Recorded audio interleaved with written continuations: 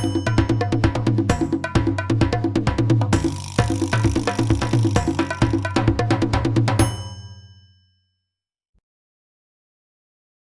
day, Olivarians. I am Miss Ariel May Gamba, your personal development instructor, and I am here to discuss to you Lesson 7 entitled Emotional Intelligence. At the end of this lesson, the learner should be able to first, discuss that understanding the intensity and differentiation of emotions may help in expressing them. Second, explore one's positive and negative emotions and how one expresses or hides them. Third, demonstrate and create ways to manage various emotions. So, are you now ready? Let's begin with the definition of emotional intelligence. Emotional intelligence is the ability to understand, use, and manage our emotions.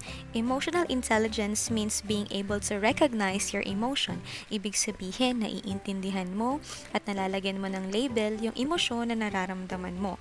And when we say being able to manage your emotion, you react, you respond to that emotion with positive physical and mental health and healthy interpersonal relationships. Next, emotional intelligence or EI is sometimes called emotional quotient or EQ. And emotional intelligence helps us build strong relationships, be it family, friendship, romantic relationship, or any kind of relationship. It helps us make good decisions, be it small or big decisions in life, and deal with difficult situations by managing our emotions. So again, emotional intelligence is the ability to understand, use, and manage our emotions. It is sometimes called emotional quotient or EQ, and it helps us build strong relationships, make good decisions, and deal with difficult situations. Now let's move on to variances of emotions. Daniel Goleman, a psychologist, refers to 8 main families of emotions and their corresponding members. Now let's have the first one. Anger. Anger includes fury, or it means wild or violent anger. Next is outrage. It means extremely strong reaction of anger. Next is resentment. It is a bitter feeling of being untreated unfairly. Wrath. It means extreme anger. Annoyance, irritability, hostility. Hostility means unfriendliness, and to its extremes, hatred. When we say hatred, it means intense dislike. And violence, violence means intention to physically hurt. According to American Psychological Association, anger is an emotion characterized by antagonism towards someone or something you feel has deliberately done you wrong. Ibig sabihin, nagagalit ka o nagagalit ang isang tao dahil pakiramdam niya nagawan siya ng mali o ng masama. And that is number 1, anger. Next is sadness. Sadness includes grief or deep sorrow, especially caused by someone's death, sorrow caused by loss, disappointment, or other misfortune. Next is cheerlessness. When we say cheerlessness, it is pessimistic sadness. Gloom, darkness, or a state of despondency. Melancholy. When we say melancholy, it is being sad with no reason. Next is self-pity, excessive self-absorbed unhappiness over one's own troubles. Loneliness, or sadness because one has no company, ibig sabihin walang kasama, mag-isa lang. Despair, the absence of hope, and in extreme, depression. That is number 2, sadness. Next is fear. Fear includes anxiety. When we say anxiety, it is a feeling of worry about something that will happen or about something that we are unsure of the result. Next is apprehension. Fear that something bad will happen. Nervousness, concern or worry, dread, fright, terror, and in extreme, phobia. When we say phobia, it is extreme fear, and panic means alarm. That is number 3, fear. Next is enjoyment. Enjoyment means happiness, joy, relief, contentment, bliss. When we say bliss, it is great joy. Next is delight, amusement, pride, sensual pleasure. Thrill, when we say thrill, it is feeling of excitement and pleasure.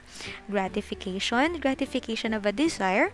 Satisfaction. Euphoria, euphoria is intense happiness, and to its extreme, mania, excessive enthusiasm or obsession. That is number 4, enjoyment. Now let's do a little recap before we proceed. First, we have anger, sadness, fear, and enjoyment.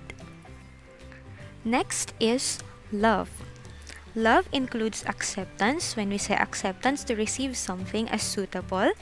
Friendliness, trust, kindness, affinity. When we say affinity, it means natural liking. Devotion. When we say devotion, it is loyalty to a person.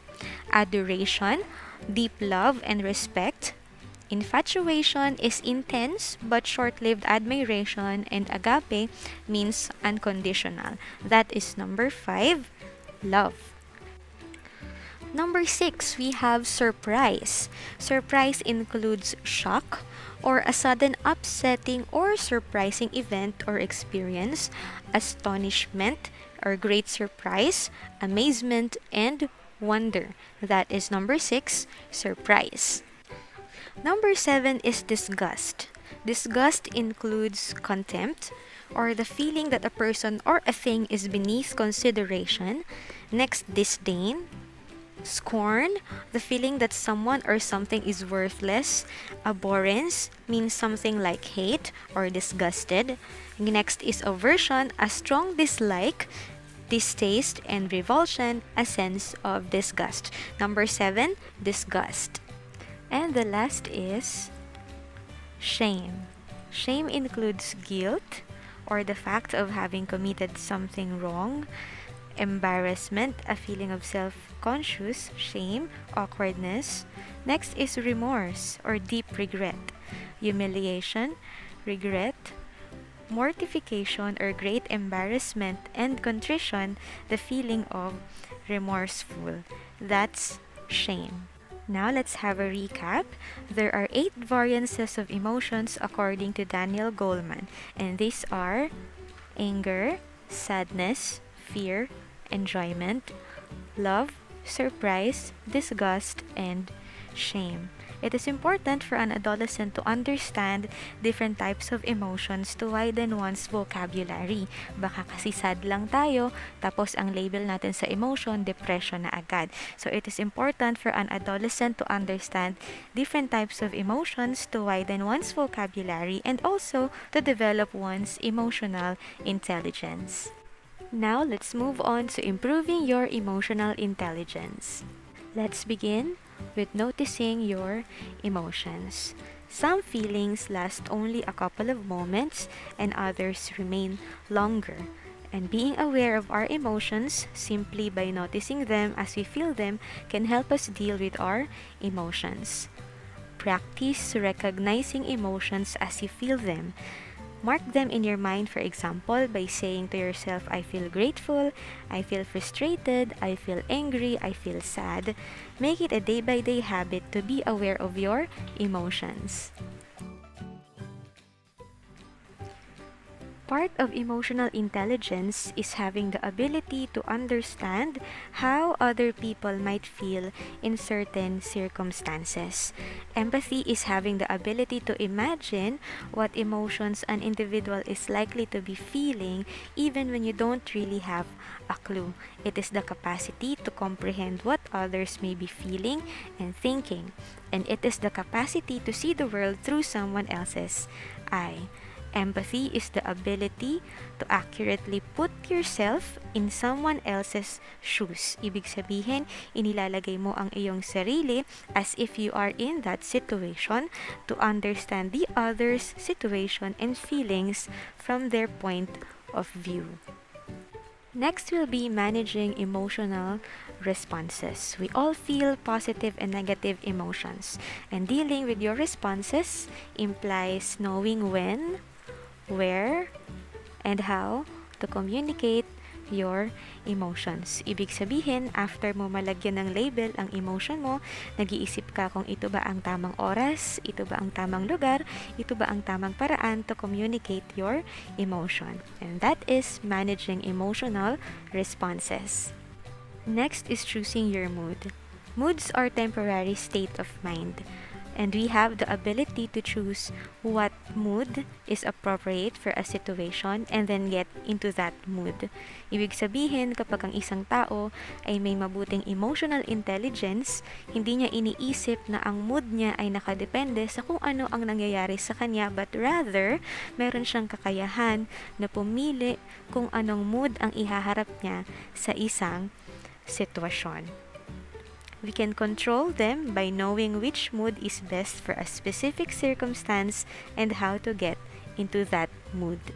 Emotional intelligence is something that develops as we get older.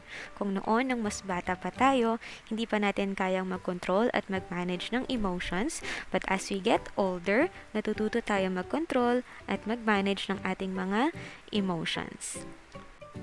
Now that we are done with the different types of emotions and improving emotional intelligence, let's move to the last part of this lesson, which is the types of responses. When we deal with difficult emotions, we express different responses, and each response has its own effect to us. In this part, we will discuss 3 types of responses, but take note that these responses are defined culturally and regionally. Let us look at this scenario. Leslie is a quiet person. She usually does not speak about what she feels. As a part of their research group, her classmates always leave all the tasks to her, and it is giving her too much stress. The first response is passive response. Behaving passively means not expressing your own needs and feelings or expressing them so weakly that they will not be addressed. A passive response is not ordinarily to your greatest advantage since it allows other people to disregard your rights. However, there are times when being passive is the most proper response. It is necessary to evaluate whether a situation is threatening and choose the response most likely to guard you. If Leslie behaves passively, she will remain silent and not complain. However, her classmates might continue to let her do all the research work alone, and her feelings will be disregarded. In the end, if she could not really take it anymore, she might blow up at her classmates after it's too late to change the situation. Again, a passive response is not ordinarily to your greatest advantage, but there are times that it is the most proper response, especially if the situation is life-threatening. The next response is aggressive response. Behaving aggressively is asking for what you want or saying how you feel in a threatening, sarcastic, or humiliating way that may offend the other person or persons. An aggressive response is never in your greatest advantage because it almost always causes more conflict. If Leslie behaves aggressively, she will burst her anger and verbally attack her classmates. She may feel brave for a moment to defend herself. Her groupmates might also verbally and physically attack Leslie and make the situation worse. Again, an aggressive response is never in your greatest advantage because it almost always causes more conflict. The last response is assertive response. Behaving assertively means asking for what you want or saying how you feel in an honest and respectful way that does not infringe on another person's rights or put the individual down. An assertive response is almost always in your greatest advantage since it is your best chance to obtain what you want without hurting the other person or persons. However, there are times that being assertive can be inappropriate. If tempers are high, if people have been using alcohol or other drugs, if people have weapons, or if you are in an unsafe place, being assertive may not be the most secure decision. If Leslie behaves assertively, she will tell her classmates that it is not okay with her to do all the research work alone in a respectful manner. It will lead into a proper distribution of tasks. She can feel proud for standing up for her rights and at the same time promote peace within their group. Again, An assertive response is almost always in your greatest advantage. However, there are times that being assertive can be inappropriate. In difficult situations, we decide which is the best response to secure our safety. Again, these are the three types of responses: passive response, aggressive response, and assertive response. To sum it up, emotional intelligence is the ability to recognize, assess, and understand one's emotions and manage them accordingly, resulting in positive physical and mental health, excellent work performance, and healthy interpersonal relationship. To develop one's emotional intelligence means to be honest and open to oneself, accepting one's capacity for different types of emotions, knowing how to handle emotions positively, and being sensitive to other people's emotions.